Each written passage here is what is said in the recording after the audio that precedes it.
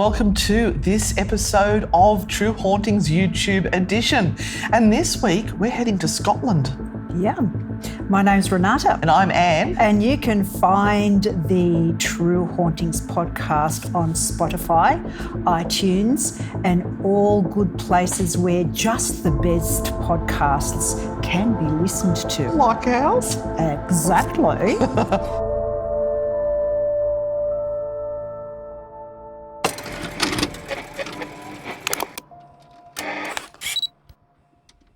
Now, in 1998, George Mackenzie was awoken from his sleep and seems to be haunting people ever since that date. Or is he? Or is he? We're going to Edinburgh for this edition of YouTube Hauntings, and we're going to be talking about Greyfriars Kirkyard and George Mackenzie and his hauntings of the cemetery. And there's quite a bloody past to this actual lot of land that the haunting is attached to. Mm-hmm. And it's Mackenzie himself that created, I suppose, what's embedded into the earth.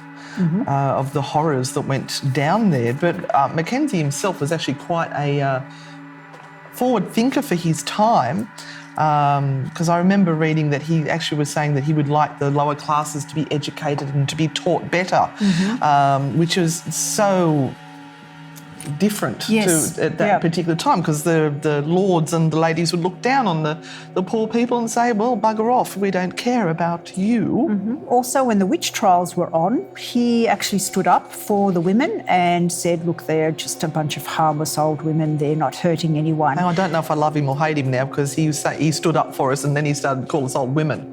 Oh, I'm sorry. Thanks, George. So George Mackenzie was known as a merciless judge who presided over the trials of the Presbyterian Covenanters in the 1670s. So even though a lot of what we're hearing about the hauntings that come from the Black Mausoleum at Greyfriars Kirkyard and his alleged spot where he is buried only start from around the 1990s, his whole story goes back to the 1600s. So there was no haunting up until the 1990s? Well, no haunting that has, I guess, taken hold of people's minds, spirits and imaginations as much as has happened since that dreadful day when he seemed to have been awoken from his rest. Now, what awoke him?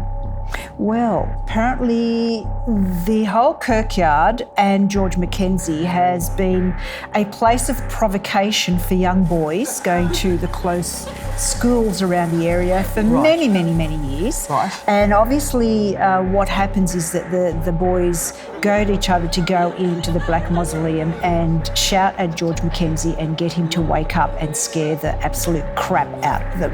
Is this so they can get laid? Yeah, probably. So I guess young boys will try anything and everything. Yeah. But on this particular night in 1998, a group of them had some fun around the corner and some fun around the corner, good God. Behind the bike sheds. And I don't think I want to go there. And the whole idea started up again. Let's go to the graveyard and let's see what we can do. Oh dear. Yeah, oh dear. Let's see what we can do at the gravesite of George Mackenzie. And of course, this particular time, the Black Mausoleum was actually open. They got in. They actually broke the locks and cracked it open and got in. What happened after that? They got the skull. They took off, didn't they get his skull and they ran off with it and then somebody caught them. Yeah. And he tried to hide the skull, but he was trying to impress a girl. Yeah, so there were two of them. Yeah. Two boys, and they broke in, to the mausoleum. They tried to get the skull and they tried to get the bones and go up to this young girl that one of them fancied and said, look what I've got for you. What are you going to do in return? Skull. Oh, and they were absolutely mortified. But the worst thing was I think she would have preferred jewellery, to tell you the truth. Yeah. But they were caught. And this was the first time that they went to the courts and they were actually, there was a special word that was used. The violation of sepulchre. The violation of sepulchre, which was the disturbing of a dead person, which could be punished by life imprisonment. Wow.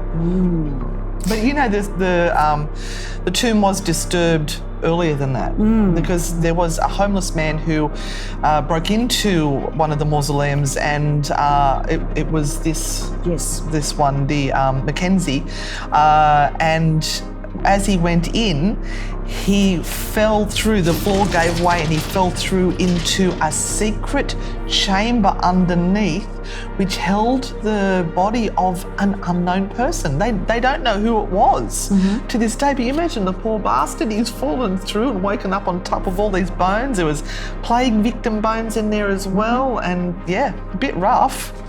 And so he went running out of the cemetery screaming, and then people thought that was a ghost, as you do. I want to go back to these naughty, naughty little boys. And so it was Sonny Devlin, who was 17, and his 15-year-old mate. That's who were dragged up to go and check out this particular gravesite. And they actually hacked the corpse's head off.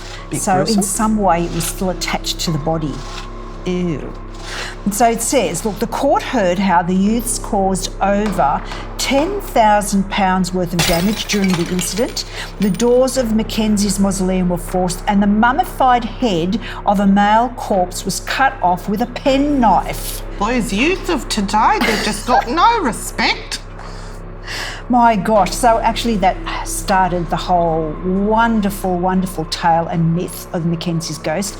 And of course, we have now the stories of that and more poltergeist activity that have now led to how many tours a night? 3 or 4 tours a night? Yeah, I had a look at this. They run tours 7 days a week, 5 tours a night.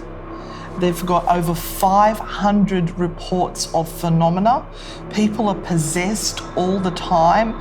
They've had entities that follow them home and continue to create havoc. Yep, scratches.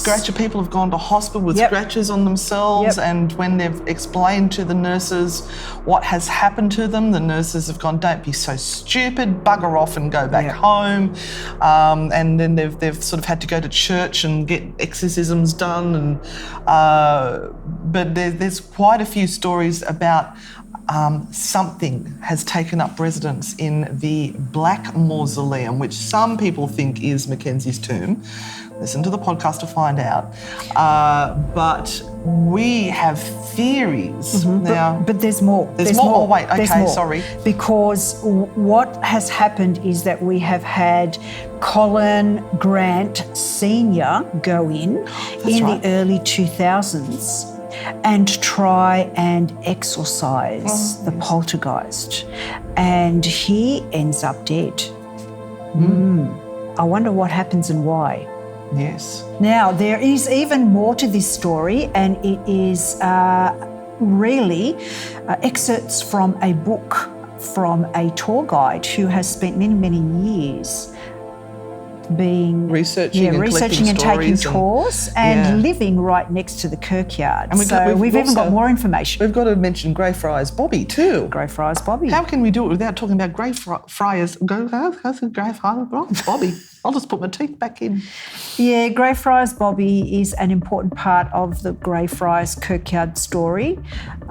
He is very much a legend in Edinburgh, and part of that is very much part of the podcast as well. I've even got questions over Greyfriars Bobby because we won't talk about that because the dates are a bit off. Yeah, there's just a few odd things that we've picked up on that one, which we will share in the podcast. I still do love the whole bit, though. I've got to say, I don't care about this one, whether it's true or not. It's an awesome story. Yeah, and they do run really good tours and they're very engaging.